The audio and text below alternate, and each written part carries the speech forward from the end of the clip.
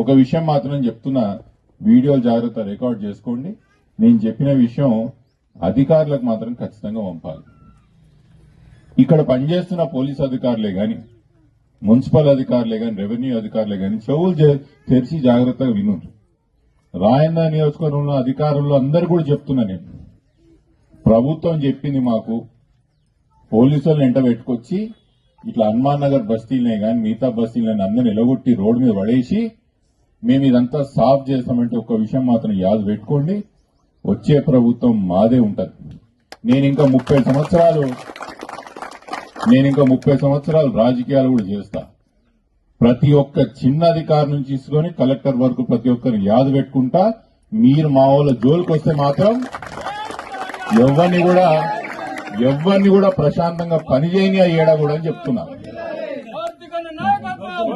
ఏడ కూడా ఎవరిని ప్రశాంతంగా పని చేయనియా నేను. మీరు మా వాళ్ళ జోలికి వచ్చి పేదోళ్ళ జోలికి వచ్చి వీళ్ళని రోడ్డు మీద పడేస్తా, మాకాడ ఎవడో చెప్పిండు సెక్రటేరియట్లా నేను వచ్చి అరాచకం చేస్తా అంటే మాత్రం నేను మిమ్మల్ని వదిలా, మీ ఎంట పడతా. మీరు ఎన్ని రోజులు సర్వీస్ ఉంటారో నేను అన్ని రోజులు సర్వీస్ మీ ఎంటబడి మీ సంగతి కూడా చూస్తా అని చెప్తున్నా. మాకేమున్నది, మేము ఇడికెళ్ళి ట్రాన్స్ఫర్ అయిపోతాం, వీళ్ళ హనుమాన్ నగర్ వాళ్ళని రోడ్డు మీద పడేస్తా.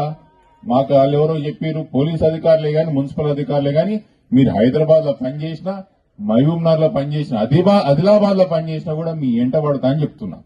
ఎవరు కూడా అకారణంగా మా వాళ్ళని రోడ్డు మీద పడేస్తే మాత్రం ఊరుకునే ప్రసక్తి లేనే